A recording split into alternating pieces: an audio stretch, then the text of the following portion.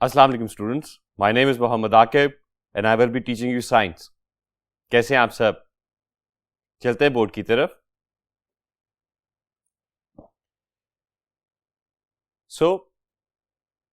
मेरे प्यारे बच्चों, हम लोग अभी जो चैप्टर पढ़ रहे हैं, चैप्टर नंबर 6 पार्टिकल्स, उसी को हम कंटिन्यू कर रहे हैं और उसी के अंदर ही now we'll explore further more जो हमने लास्ट टाइम पढ़ा था, चंद एविडेंसेस कि क्या particles, where do they move, how do they place themselves, क्या ये एग्जिस्ट भी करते हैं कि नहीं करते हैं। उसी को कंटिन्यू करते हुए right now we are going to explore the evidence that particles have got spaces in between them and they occupy those spaces.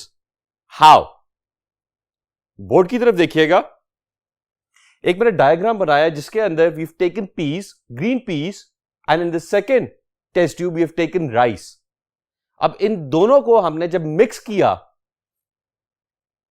तो वो आपस में दोनों जहां जहां स्पेसेस थी, राइस ने वहां पे ऑक्यूपाई कर लिया, the piece occupied their own spaces. Now the point that I want to explain it to you and I want you to understand is हमने 50 क्यूबिक सेंटीमीटर पीस लिए थे और उतनी ही हमने राइस ली थी, लेकिन जब हमने दोनों को मिक्स किया तो the result was not 100 cubic centimeters, the result was 85 cubic centimeter.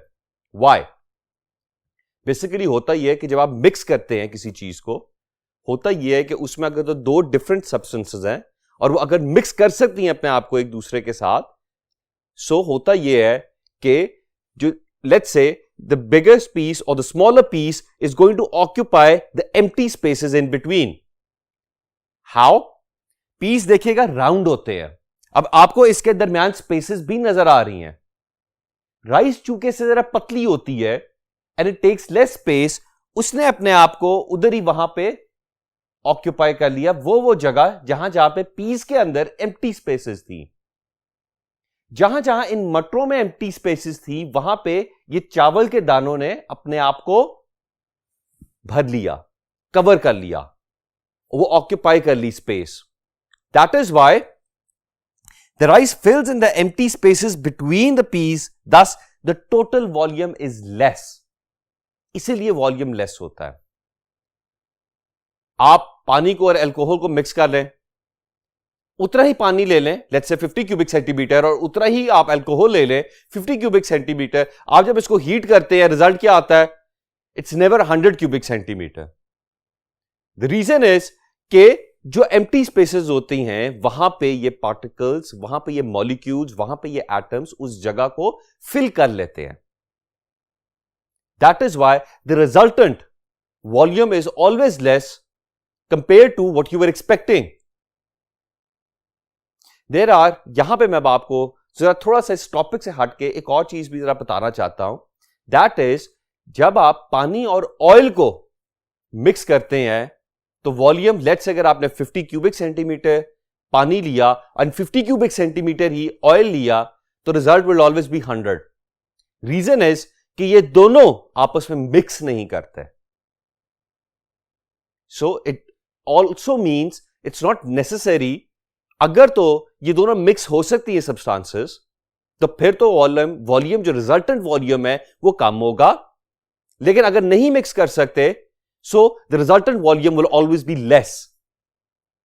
Therefore, hence it proves that there are spaces between these particles, between these atoms, between these molecules, जहां पे अगर आप इसको किसी भी चीज के साथ मिक्स करते हैं तो it takes up that empty space. So, चलते हैं अगले बोर्ड की तरफ. Now, this is a very interesting concept. Expansion and contraction. Expansion क्या होती है? जब भी आप atoms and molecules को heat देते हैं, ये क्या करते हैं? अगर तो solid state के अंदर है, मिसाल ले लें आइस. आइस क्यूब क्या होती है? सॉलिड फॉर्म में होती है. लेकिन जैसे ही उसको रूम टेम्परेचर पे हीट मिलना शुरू हो जाती है, वो आहिस्ता आहिस्ता मेल्ट होना शुरू होती है. अब इस प्रोसेस को हम मॉलिक्यूलर लेवल पे और एटॉमिक लेवल के ऊपर जाके जरा देखते हैं कि आखिर ऐसा क्यों होता है. Why does it melt and changes in entire shape? वो होता यह है कि जो एटम्स एंड मॉलिक्यूल्स होते हैं वो मैंने आपको क्या बताया था लास्ट लेक्चर में कि सॉलिड स्टेट के अंदर कॉम्पैक्ट होते हैं, बिल्कुल साथ जुड़े हुए होते हैं और वहां पे अपनी ही जगह के ऊपर वाइब्रेट कर रहे होते हैं। अब जब उनको हीट मिलना शुरू होती है, होता यह है कि इनके अंदर एनर्जी ज्यादा पैदा हो जाती है। इस ज्यादा एनर्जी के पैदा होने की वजह से ये ज्यादा वाइब्रेट करने लगते हैं। Slowly and gradually you increase the heat, यही एनर्जी ज्यादा बढ़ने लगती है। जैसे ये एनर्जी बढ़ती है, ये क्या करते हैं, अपनी स्पेसेस इनके दरमियान बढ़ना शुरू होती हैं because of their random and very fast motion. जो पहले वाइब्रेट कर रहे थे अपनी ही जगह पे, अब वो स्कैटर होना शुरू हो रहे हैं और उनकी मोशन और उनकी मूवमेंट ज्यादा हो रही है।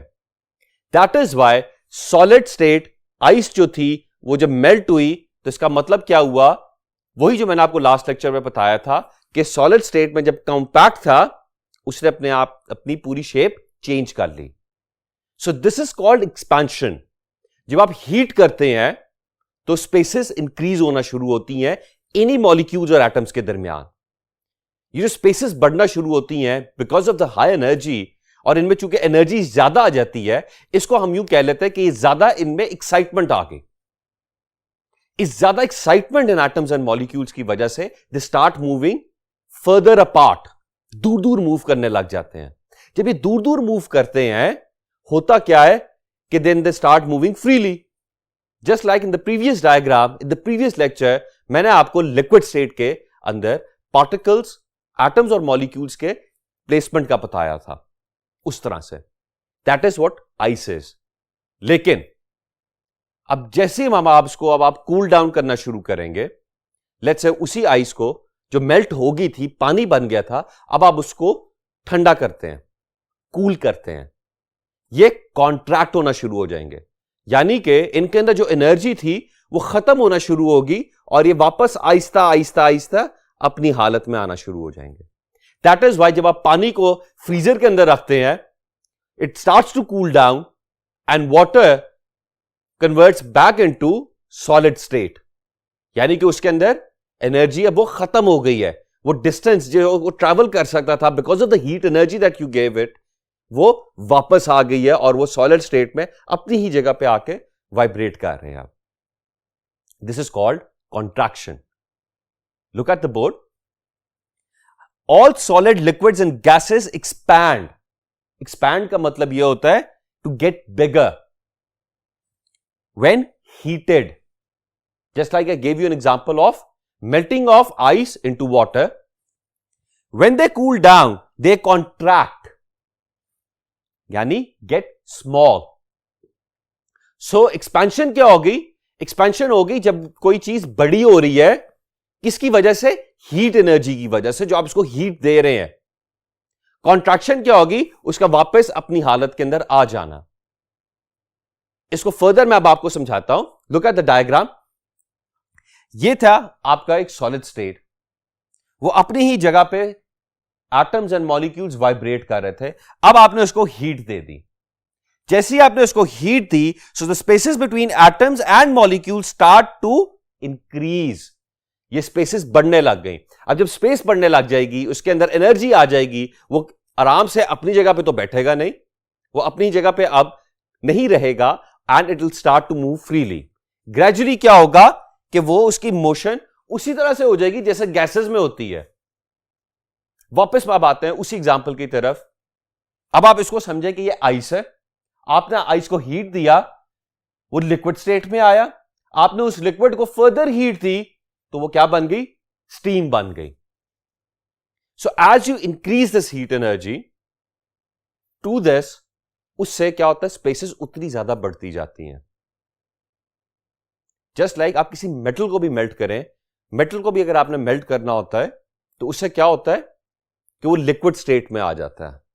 लेकिन at very very high and tense temperatures, कोई 10,000 डिग्री सेल्सियस पे मेल्ट होता है, कोई 5,000 डिग्री सेल्सियस पे मेल्ट होता है। These are very high temperatures. लेकिन वही इसके अंदर भी इंटायरली वही कॉन्सेप्ट अप्लाई होता है कि सॉलिड स्टेट से जब आपने उसको हीट किया, उसके अंदर स्पेसेस बढ़ती गई, वो लिक्विड स्टेट में आ गया। This is a concept of expansion and contraction. अब मैं आपको इसके साथ हमारे इर्द गिर्द जो होती हैं एग्जाम्पल्स, मैं आपको वो भी कोट करता हूं, वो भी मैं आपको बताता हूं। आप रेलवे ट्रैक्स को देखें। रेलवे ट्रैक्स अगर तो उनके अंदर डिस्टेंसेस नहीं होंगे तो होता क्या है, जब गर्मियां आती हैं, very high temperatures, metal again expands, वो एक्सपैंड कर जाता है। अब जब वो एक्सपैंड करता है तो होता क्या है, अगर एक सीधी रेल लाइन है तो थोड़ी सी टेढ़ी मेढ़ी होना शुरू हो जाएगी। अगर बहुत हाई टेम्परेचर है तो बहुत बेंड भी हो सकती है, टेढ़ी भी हो सकती है। ये क्यों होता है?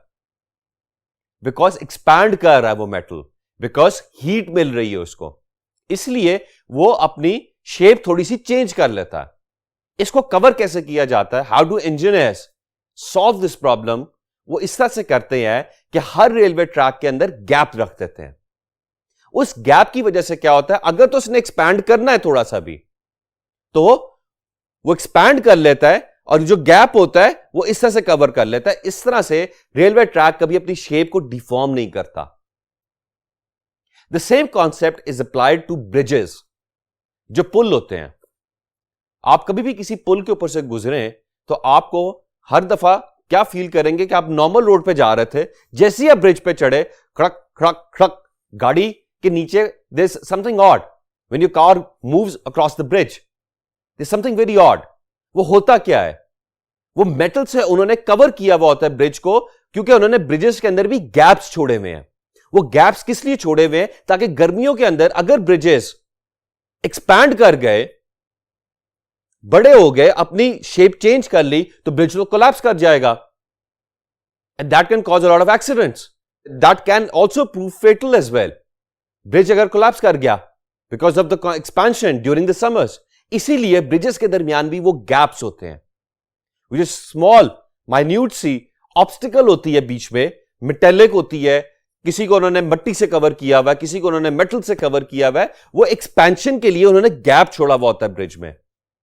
इसलिए bridges are never a one unit, they are always made into blocks. उनको ब्लॉक्स में बनाया जाता है।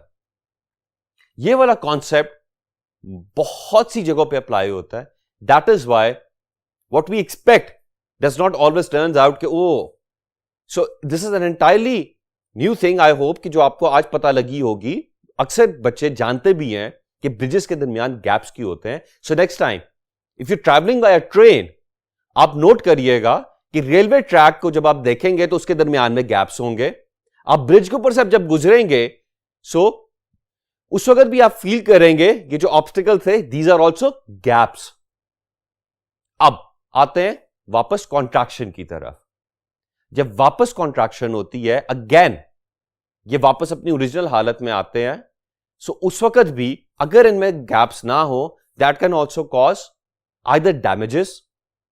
इसीलिए ये जो गैप्स होते हैं ब्रिजेस में या रेलवे ट्रैक्स में, दैट हेल्प्स इन कि अगर तो समर्स में एक्सपेंशन हो रही है और विंटर्स में वापस कॉन्ट्रैक्शन हो रही है इन मेटेलिक इस मेटल रेल की या उन ब्रिजेस की, तो उसको इंजीनियर्स कवर कर सके। And these structures do not change their shape. I hope आपको एक्सपेंशन एंड कॉन्ट्रैक्शन का कॉन्सेप्ट समझ आया होगा। Now let's move to the next board.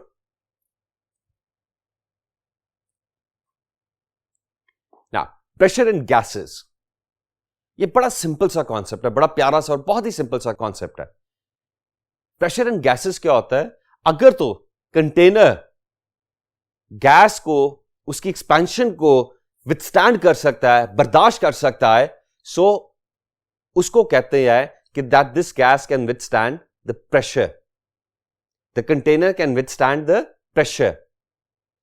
क्योंकि गैस आपस में भी अपने इर्द गिर्द प्रेशर क्या नाम इसका एक्सर्ट कर रही होती है, और on the walls of the container as well. मैंने आपको अभी फर्स्ट लेक्चर के अंदर एक बैलून की एग्जांपल दी थी कि जब आप बैलून को इन्फ्लेट करते हैं और उसको छोड़ देते हैं, कुछ अरसे के बाद आप देखते हैं कि इट डिफ्लेटेड, वो तो उसमें तो हवा ही नहीं रही। वो क्या प्रोसेस होता है? Look at this diagram. ये जो मॉलिक्यूल्स होते हैं, एयर होती है, आप जब बैलून को इन्फ्लेट कर रहे होते हैं, you are throwing in millions and millions of molecules into the balloon. Now, एक खास पॉइंट आता है जहां तक वो बैलून की वॉल उस एयर प्रेशर को एक्सर्ट कर सकती है, बर्दाश्त कर सकती है, लेकिन आप ये ज्यादा प्रेशर एक्सर्ट करेंगे तो बैलून बर्स्ट हो जाता है. बट मैंने आपको जैसे लास्ट लेक्चर में बताया था कि अगर तो ये बर्स्ट नहीं करता, if it does not burst, अब क्या होता है कि वही मॉलिक्यूल्स, एयर मॉलिक्यूल्स उस बैलून की वॉल के ऊपर प्रेशर एक्सर्ट कर रहे होते हैं. जब वो प्रेशर एक्सर्ट करते हैं, so after some time they start pouring out through the small and tiny microscopic pores, उसे निकलना शुरू हो जाते हैं. 3 से 4 दिन बाद आप देखेंगे कि उस बैलून के अंदर एयर प्रेशर कम हो गया.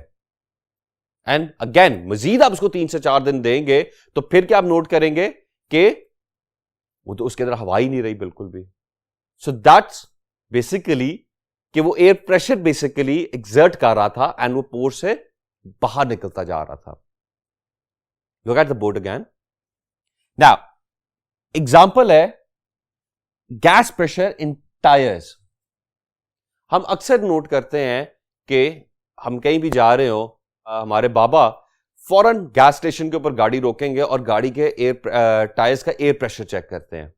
लेट्स से कि आपकी गाड़ी के अंदर जो एयर प्रेशर है वो 30 रखना था. आप जब वो चेक कर रहा होता है तो वो आता है 28. वो इसके अंदर गैस के प्रेशर को, हवा के प्रेशर को इंक्रीज करके 30 पे ले आता है. अब इस बात को लेट्स से 15 डेज गुजर गए, 20 डेज गुजर गए, आप दोबारा जाएंगे तो क्या होता है कि वापस वो आपने देखा कि जो आप अभी 20 डेज पहले आपने गाड़ी के टायर के अंदर एयर प्रेशर 30 रखा था, लेकिन ये तो वापस 28, 26 पे चला गया. ये कम कैसे हो गया 20 डेज में, हालांकि हवा तो निकली नहीं उसमें से. Again that's the same concept, ये जो भी अभी आपको मैंने समझाया था. हवा निकलती है. रीजन इज कि जब गाड़ी का टायर चल रहा होता है, एक्सपेंशन हो रही होती है उसके अंदर. ये एक्सपेंशन जो होती है उस हवा के प्रेशर में, उसकी वजह से ये प्रेशर इंक्रीज करता है. अब जब ये प्रेशर इंक्रीज करेगा तो क्या होगा कि इट विल स्टार्ट टू, ये मॉलिक्यूल्स बाहर निकलना शुरू हो जाएंगे. उसकी वजह से प्रेशर गाड़ी के टायर के अंदर हमेशा कम होना शुरू हो जाता है. That is why after every 20 days और 15 days you need to get the air pressure in the tires checked. Look at the board. A barometer is used to measure air pressure. Now, barometer is an instrument, it's a device जिसको आप use करके air pressure को check करते हैं. इसके बारे में internet पे रिसर्च करिएगा कि how do we measure air pressures. Now मैं आपको एक और मिसाल देता हूं. हम जैसे जैसे ऊंचाई की तरफ जाते हैं, हम सी लेवल से ऊपर की तरफ जाते हैं, लेट्स से हम पहाड़ी इलाकों में चले गए. मैं लाहौर से उठ के तो हुंजा चला जाता हूं. लाहौर के अंदर एयर प्रेशर डिफरेंट है, हुंजा के अंदर एयर प्रेशर डिफरेंट है. रीजन क्या है? As soon as you start moving upwards above the sea level, air pressure कम होता जाता है. इसीलिए पैसेंजर एयरलाइनर्स, ये जो हवाई जहाज होते हैं, उनके सारे कैबिन्स प्रेशराइज्ड होते हैं, क्योंकि उन्होंने तो सी लेवल से 30,000 फीट ऊपर उड़ना है, या मिनिमम 26,000 फीट ऊपर उड़ना है उन्होंने. दैट मीन्स कि एयर प्रेशर ऊपर तो कम हो जाएगा, probably you will not be able to breathe at all.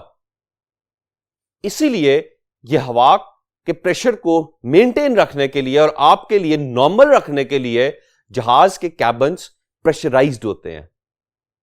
And sometimes होता क्या है, लेट्स से आपने अक्सर देखा होगा कि जब आप जहाज में बैठते हैं तो the air hostess always tells you कि किसी भी इमरजेंसी की सूरत में आपके सामने ऑक्सीजन मास्क गिर जाएंगे. वो इसलिए होता है कि sometimes in an emergency the airplane can actually lose the air pressure that it was maintaining in the cabin. उसकी वजह से आपको सांस लेने में दुश्वारी होगी.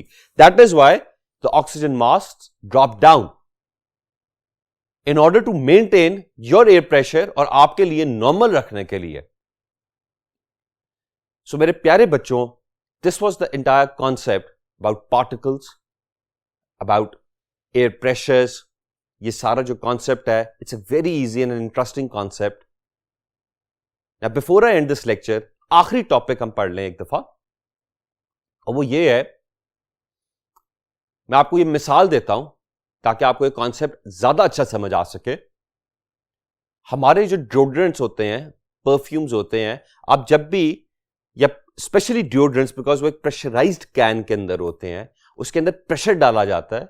जब भी आप इसको स्प्रे करते हैं तो एकदम jet of deodorant comes out.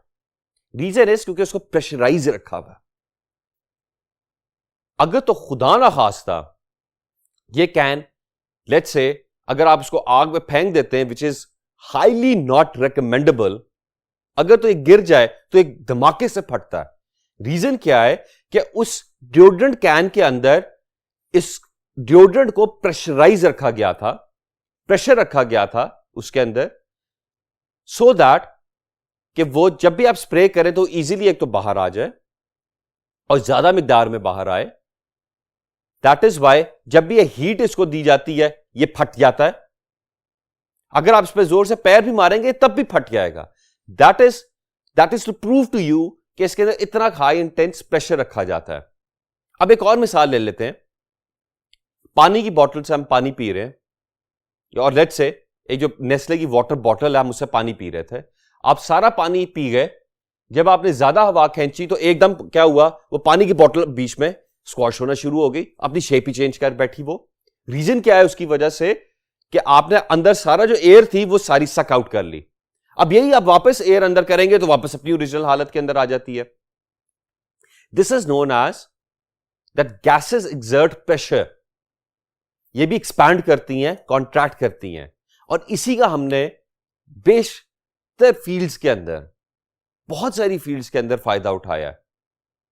मैंने अभी जैसे आपको हवाई जहाज की एग्जांपल दी, गाड़ी के टायर्स की एग्जांपल दी, there many many other examples. आप क्रेन्स देख लें जो ऑपरेट हो रही हैं, अगेन ये जो हाइड्रोलिक पिस्टन्स होते हैं और ये जो एयर पिस्टन्स होते हैं जिसके अंदर हवा भरी हुई होती है, और सिर्फ हवा के प्रेशर की वजह से they are able to lift tons of wait.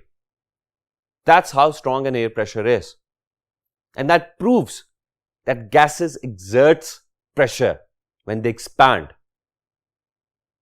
So this was the last topic. मैं उम्मीद करता हूं कि आपको ये चैप्टर समझ आया होगा। It's a very easy chapter. इसको दोबारा एक दफा स्टडी करिएगा, पूरे चैप्टर को दोबारा बुक से पढ़ें। There are a lot of questions that can be asked from you, and inshallah, it will be very easy for you to answer these questions. आपके concepts बहुत easily इसमें clear हो जाएंगे। अब आपने क्या करना है, मैं अक्सर कह देता हूं कि बुक आप साइड पर रखें और मेरी वीडियो को देखें, मेरी बात सुने, मेरी आवाज को गौर से सुने, मेरी बातों को गौर से समझें। अब आपने क्या करना है, close down this lecture and I'll study it from the book, and I can guarantee you, अब आप जब पढ़ेंगे तो आपको ये टॉपिक्स इतनी आसानी से समझ आ जाएंगे कि that you won't even believe, and you will enjoy it as well. आपको बहुत मजा आएगा। अपना ढेर सारा ख्याल रखिएगा। इस लेक्चर को यहां पे खत्म करते हैं। सी यू सून इंशाल्लाह। खुदा हाफिज।